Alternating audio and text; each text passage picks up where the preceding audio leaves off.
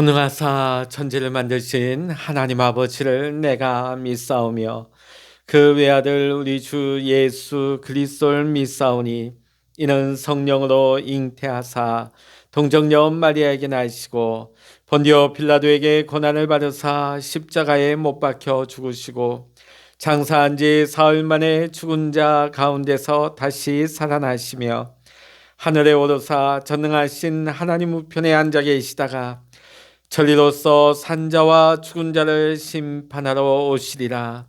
성령을 믿사오며 거룩한 공회와 성도가 서로 교통하는 것과 죄를 사하여 주시는 것과 몸이 다시 사는 것과 영원히 사는 것을 믿사옵나이다. 아멘. 찬송가 38장입니다. 찬송가 38장입니다. 예수 우리 왕이여 이곳에 오셔서 우리가 왕께 드리는 영광을 받아 주소서. 우리는 주님의 백성, 주님은 우리 왕이라. 왕이신 예수님 오셔서 자정하사 다스리소서. 예수 우리 주시여 이곳에 오셔서 우리가 주께 드리는 찬양을 받아 주소서. 우리는 주님의 종들, 주님은 우리 주시라. 주 대신 예수님 오셔서 이 찬양을 받아주소서. 아멘. 이 시간 우리에게 주시는 하나님의 말씀 시편 45편입니다. 1절부터 17절까지 시편 45편 같이 읽겠습니다. 내 마음이 좋은 말로 왕을 위하여 지은 것을 말하리니 내 혀는 글솜씨가 뛰어난 서기관의 붓끝과 같도다. 왕은 사람들보다 아름다워 은혜를 입술에 머금이니 그러므로 하나님이 왕에게 영원히 복을 주시도다. 용사여 칼을 허리에 차고 왕의 영화와 위엄을 입으소서. 왕은 진리와 온유와 공의를 위하여 왕의 위엄을 세우시고 병거에 오르소서. 왕의 오른손이 왕에게 놀라운 일을 가르치리이다. 왕의 화살은 날카로워 왕의 원수의 염통을 뚫으니 만민이 왕의 앞에 엎드러지는도다. 하나님이여 주의 보좌는 영원하며 주의 나라의 규는 공평한 규이니이다. 왕은 정의를 사랑하고 악을 미워하시니 그러므로 하나님 곧 왕의 하나님이 즐거움의 기름을 왕에게 부어 왕의 동료보다 뛰어나게 하셨나이다. 왕의 모든 옷은 모략과 침향과 육개의 향기가 있으며 상하궁에서 나오는 현악은 왕을 즐겁게 하도다. 왕이 가까이 하는 여인들 중에는 왕의 딸이 있으며 왕후는 오빌의 금으로 꾸미고 왕의 오른쪽에 서도다. 딸이여 듣고 보고 귀를 기울일지어다. 내 백성과 내 아버지의 집을 잊어버릴지어다. 그리하며 왕이 내 아름다움을 사모하실지라. 그는 내 주인이시니 너는 그를 경배할지어다. 두려에 따른 예물을 드리고 백성 중 부한 자도 내 얼굴 보기를 원하리로다. 왕의 딸은 궁중에서 모든 영화를 누리니 그의 옷은 금으로 수놓았도다. 수놓은 옷을 입은 그는 왕께로 인도함을 받으며 시종하는 친구 처녀들도 왕께로 이끌려갈 것이라. 그들은 기쁨과 즐거움으로 인도함을 받고 왕궁에 들어가리로다. 왕의 아들들은 왕의 조상들을 계승할 것이라. 왕이 그들로 온 세계의 군왕을 삼으리로다. 내가 왕의 이름을 만세 기억하게 하리니 그러므로 만인이 왕을 영원히 찬송하리로다. 아멘. 할렐루야. 오늘도 함께 기도하시는 우리 모든 믿음의 성도님들에게 오늘도 하나님의 크신 은혜와 축복이 여러분과 함께 하시기를 주의 이름으로 간절히 축원합니다. 시편 45편은 누구인지는 정확히 알 수 없지만은 어떤 한 왕의 결혼식 때에 왕을 위하여서 지은 노래가 되겠습니다. 왜 왕의 노래가, 왕의 결혼식에 쓰인 노래가 왜 성경에 기록되었을까요? 이 시편이 하나님의 나라와 그 나라의 왕이신 예수 그리스도의 영광을 예언적으로 노래하고 있기 때문에 성경에 씌어진 것입니다. 2절 말씀 한번 읽어보십니다. 2절입니다. 시작. 45편 2절입니다. 시작. 왕은 사람들보다 아름다워 은혜를 입술에 머금이니 그러므로 하나님이 왕에게 영원히 복을 주시도다. 우리 17절 읽어보십니다. 내가 왕의 이름을 만세 기억하게 하리니 그러므로 만인이 왕을 영원히 찬송하리로다. 이런 말을 들을 수 있는 왕은 세상의 왕이 아니죠. 오직 예수 그리스도밖에 없습니다. 예수님이 왕이라고 말하는 것은 왕이 다스리는 나라, 하나님의 나라가 있다는 말인 것입니다. 예수님께서는 에덴 동산에서 아담과 하와가 선악과를 따먹고 잃어버린 하나님의 나라, 그 나라를 되찾게 하시려고 이 땅에 내려오신 것입니다. 예수님께서는 예수님의 선구자 세례 요한이 선포한 첫 번째 말씀이 무엇입니까?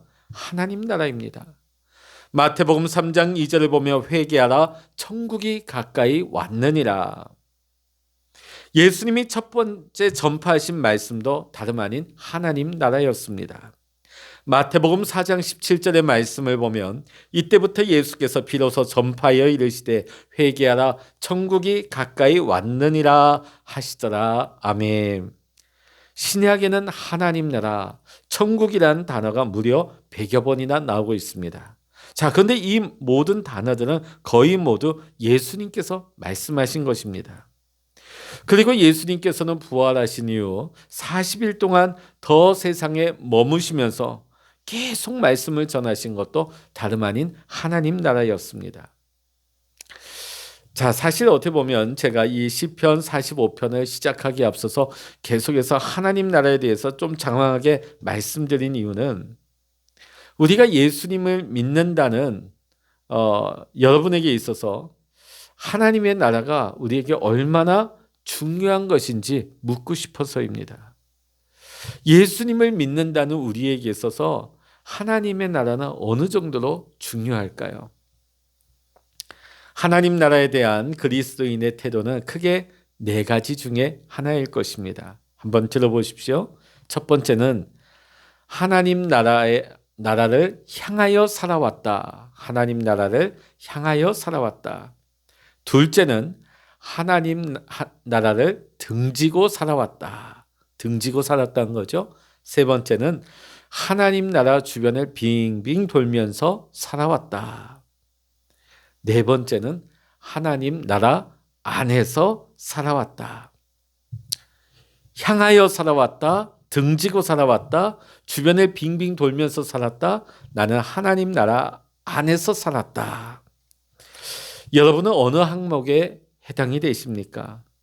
좀 괴롭지요? 그래도 여러분 스스로에게 반드시 대답을 하셔야 합니다. 우리는 예수님을 믿는다고 하지만 오늘 우리는 예수님을 왕으로 진짜 고백하면서 결단하고 있습니까? 예수님을 나의 왕이라고 여러분 생각해 본 적이 있으십니까? 많은 그리스도인들이 예수님은 나의 구주요 사랑의 주님이시여 치유자이시며 나의 기도의 응답자라고 생각은 하지만 실질적으로 내 삶의 왕이라고는 생각하지 못하는 경우가 많습니다. 우리가 세상 살면서 세상 잘 살아보려고 발버둥 치는 것은 되게 긍정적으로 우리가 바라보고 생각을 합니다. 그러나 하나님의 나라를 위하여 산다고 하는 것은 매우 위험하게 생각합니다. 하나님의 나라를 위하여 산다. 왜냐하면 세상은 보입니다. 분명합니다. 그러나 하나님의 나라는 불확실하다고 여기기 때문입니다. 그러나 정반대입니다. 세상 나라는 불완전하지만은 하나님의 나라는 확실한 것입니다. 서울 법대 교수인 권호승 장로님께서 40세에 예수를 믿고 충격을 받았다고 합니다. 이유를 보니까 목사님들을 이렇게 만나보면 세상적으로는 자신보다 공부도 못하고 성공하지 못한 것 같은데 목사님들은 알곡만 가지고 있는 것 같았다. 그에 반해서 자신은 서울대 법대 교수여도 자신은 껍데기만 붙잡고 있는 것을 보았다는 것이죠. 이유인즉슨 자신은 법을 전공하고 법에 관련된 책을 많이 썼지만 자신이 쓴 책은 국회에서 법이 새롭게 개정이 되면 한순간에 쓰레기 취급을 받고 만다. 그러니까 이 법에 관련된 책은 50년 이상 읽히는 책이 없다는 것입니다. 자, 그런데 성경은 수천 년을 지나면서도 1.1획도 변하지 않는 책이라는 것입니다. 그것을 깨닫고 이 권호승 장로님은 법전을 내려놓고 성경에 몰입하기 시작하였습니다. 그리고 성경 속에서 자신의 전공에 대한 기초와 지혜를 얻게 되었다고 고백합니다. 그가 예수님 만나기 전에는 선진국의 법에서 도움을 많이 얻으려고 했다고 합니다. 그러나 예수 믿고 나니까 가장 귀한 지혜는 성경에 다 있다는 것을 알게 되었다는 것이죠. 진짜가 무엇인지 우리가 분별하지 못한다면 한 번 사는 인생 참 힘들고 고통스럽게 살아가다가 마칠 수밖에 없는 것입니다. 자, 그런데 하나님의 나라를 소유한 사람은 치루어야 할 대가가 있는 것입니다. 우리 10절 한번 읽어보십니다. 10절입니다. 딸이여 보고 듣고 보고 귀를 기울일지어다. 내 백성과 내 아버지의 집을 잊어버릴지어다. 자, 오늘 여기 보면 10절에 뭐라고 나와 있습니까? 내 백성과 내 아버지의 집을 잊어버릴지어다. 다른 나라의 공주가 이 나라의 왕의 신부로 결혼을 하러 왔습니다. 자, 이제 왕후가 되었으니까 예전에 자신의 조국, 자신의 백성, 자기 아버지의 집은 잊어버리라는 것입니다. 우리는 그리스도의 신부라고 고백을 합니다. 자, 이전에 세상에 연연하고 세상에 사랑하던 것들, 이제는 세상에 우리가 붙잡고 있던 것들을 놓아버리고 정리해야 하는 것입니다. 11절, 그리하면 임금님께서 그대의 아름다움에 사로잡힐 것입니다. 그 내용 아니겠습니까? 예수님 앞에 누가 사랑스럽겠습니까? 세상의 소망이 아니라 오직 하나님 나라를 갈망하고 구하는 자가 얼마나 사랑스럽겠습니까? 이런 말을 들으면 불안한 분이 계실 것입니다. 아직 예수님을 믿고도 진짜 축복이 하나님의 나라를 보지 못했기 때문입니다. 예수님과의 인격적인 만남이 없는 것입니다. 그런데 문제는 많은 성도들에게 이런 갈등이 있다는 것입니다. 그러나 우리가 하나님의 나라를 보고도 이런 고민이 생길까요? 왕이신 예수님을 만나고도 이런 마음의 내적인 갈등이 있을까요? 마태복음 10장에 보면 밭에 감추인 보화와 또 진주장사의 비유가 나오고 있습니다. 자기가 일하던 밭에서 값비싼 보화가 있는 것을 발견한 그 농부는 모든 것을 다 팔아서 그 밭을 삽니다. 왜? 그 밭 안에 엄청난 보화가 감추인 것을 보았기 때문이죠. 가장 값진 진주를 발견하고 모든 것을 다 팔아서 그 진주를 삽니다. 사랑하는 성도 여러분, 우리 하나님의 나라는 모든 것을 다 주고 바꿀 만큼 값어치가 있는 것입니다. 무엇과도 바꾸지 않을 하나님의 나라입니다. 모든 것을 주고 사야 할 하나님의 나라인 것입니다. 전에 보니까 어느 기독교 신문의 설문에 믿지 않아도 천국에 간다는 사람이 무려 71.5%나 되었다고 합니다. 하나님 나라를 위해서 아무것도 안 팔고 아무것도 안 하고 간다고 생각하는 사람이 굉장히 많다는 것이지요. 세상에 이런 얌체가 어디 있습니까? 무임승차지요. 우리가 세상에 값비싼 것을 내가 소유하기 위해서도 내가 값을 치루어야 하는데, 그것과는 비교할 수 없는 하나님의 나라를 내가 움켜쥐고 있는 것을 아무것도 내려놓지 않고 그냥 얻으려고 한다니요. 있을 수가 없는 것입니다. 예수님은 이 땅에 오셔서 십자가에 달려 돌아가셨습니다. 뭐 때문에? 하나님 나라 때문입니다. 바울은 맞기도 하고 돌에 맞고 파선당하고 굶주리며 풍랑을 만나 죽을 뻔하였습니다. 뭐 때문에 이런 일을 당하였습니까? 바로 하나님 나라 때문입니다. 여전히 여러분이 하나님의 나라를 구하며 사는 것이 불안하다면 우리는 이 시간 기도해야 할 것입니다. 주님, 하나님의 나라를 볼 수 있는 눈을 열어 주시옵소서. 내 눈을 열어서 하나님의 나라를 바라볼 수 있는 믿음의 눈을 열어 주시옵소서. 우리가 신앙생활하면서 왜 우리는 하나님의 나라를 경험하지 못하는 것일까요? 그것은 우리가 예수님을 진정으로 내 삶의 신랑으로 왕으로 믿고 고백하고 섬기지 않기 때문입니다. 마태복음 7장 21절의 말씀입니다. 나더러 주여 주여 하는 자마다 다 천국에 들어갈 것이 아니요 다만 하늘에 계신 내 아버지의 뜻대로 행하는 자라야 들어가리라. 아멘. 막연히 사람들은 하나님의 나라를 기다리기만 합니다. 근데 막연히 하나님의 나라를 기다리기만 하면 큰일 나는 것입니다. 하나님 나라의 삶이 우리의 삶에 익숙해져야 되는 것입니다. 하나님 나라의 핵심이 무엇입니까? 예수님이 다스리고 예수님이 통치하는 것이 하나님의 나라입니다. 예수님이 왕이 되시는 나라입니다. 예수님이 왕이 되셔서 다스리는 그 사람의 마음은 이미 하나님의 나라가 그 가운데 임한 것입니다. 요즘 보면 등산할 때 이렇게 흙길이 아니라 나무 데크를 깔아놓고 굉장히 등산로를 굉장히 잘 해놨습니다. 옛날에는 산에서 길을 잇는 경우가 많았지만은 제가 제주도에서 이렇게 한라산 백록나무 올라갔다 내려오는데 처음 가는 산행길이었음에도 불구하고 너무 길이 잘 해놨습니다. 처음 가보았지만 방향도 모르지만은 한 번도 간 적이 없지만 너무 좋았어요. 잃어버리지 않았습니다. 왜? 길이 있었기 때문입니다. 그 길을 따라 산에 올라갔고 길을 따라 내려올 수가 있었습니다. 만약 그 길이 없었다면 제가 그 높은 한라산에서 길을 잃어버렸겠지요. 내가 지금 길 위에 있다는 것이 이렇게 중요한 것입니다. 똑같은 산이라 할지라도 길이 없었다면 굉장히 위험하고 또 많은 고생을 했을 것입니다. 우리 인생도 마찬가지입니다.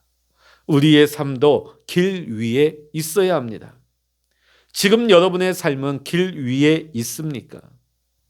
지금 내 삶이 길 위에 있는지 아닌지는 세 가지만 물어보면 여러분 알 수가 있는 것입니다. 세 가지 질문을 제가 해보겠습니다. 당신은 어디에서 왔습니까? 어디에서 왔습니까? 당신은 지금 어디로 가고 있습니까? 그리고 당신은 지금 어디에 있습니까? 내가 이 세 가지 질문에 대답하기가 힘들다면 지금 나는 길을 잃어버리고 살아가고 있는 것입니다. 예수님께서는 자신이 길이라고 하셨습니다. 그래서 우리가 예수님 안에 있으면 어디서나 우리는 안심인 것입니다. 예수님을 왕이라 고백하고 사는 것은 바른 길 위에 우리가 서 있는 것입니다. 이제부터 예수님과 함께 우리의 삶의 여정의 이 인생 여행을 여러분 떠나보시지 않겠습니까? 지금 내가 살아가는 곳에서 이제는 하나님 나라의 시민으로 살아가야 되지 않겠습니까?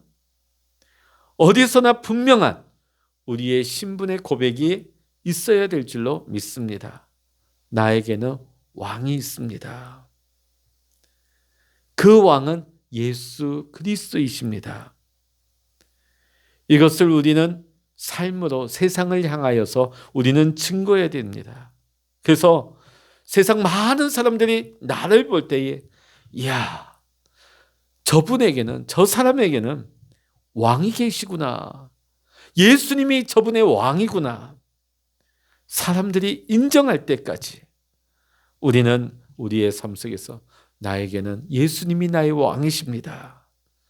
삶으로 증거할 수 있는 믿음의 삶을 살아야 될 줄로 믿습니다. 기도하겠습니다.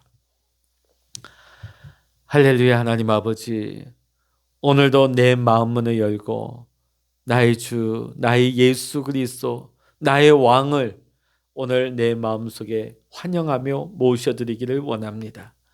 이제는 내가 사는 것 아니요 내 안에 왕 되신 예수 그리스도가 이제는 나를 다스리시고 통치하시고 나를 인도하심을 나는 믿고 감사하며 그 진리의 길을 따라 우리는 걸어가기를 원합니다. 하나님, 이제는 내가 왕이 아닙니다.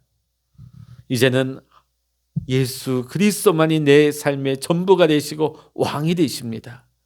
나를 다스리소서, 통치하여 주시옵소서, 인도하여 주시옵소서. 하나님, 오늘 이 새벽에도 하나님 우리가 기도합니다. 엎드립니다. 겸손하게 하나님의 음성을 기다립니다. 내 마음을 주님 앞에 쏟아놓으며 주의 음성을 기다리는 우리 사랑하는 모든 믿음의 성도님들의 눈을 열어주시고 귀를 열어주시고 마음문을 활짝 열어주셔서 오늘 하나님의 음성을 들을 수 있는 영의 귀를 여시고 하나님 나라를 바라볼 수 있는 믿음의 눈을 활짝 열어주시고 하나님 내 마음에 주님을 모실 수 있도록 날마다 내 마음문을 활짝 열어주시옵소서. 오늘도 우리와 함께 하시는 주님만을 찬양하며 우리 주 예수 그리스도 이름으로 간절히 기도하옵나이다. 아멘. 찬양하라 내 영혼아, 찬양하라 내 영혼아, 내 속에 있는 것들아 다 찬양하라.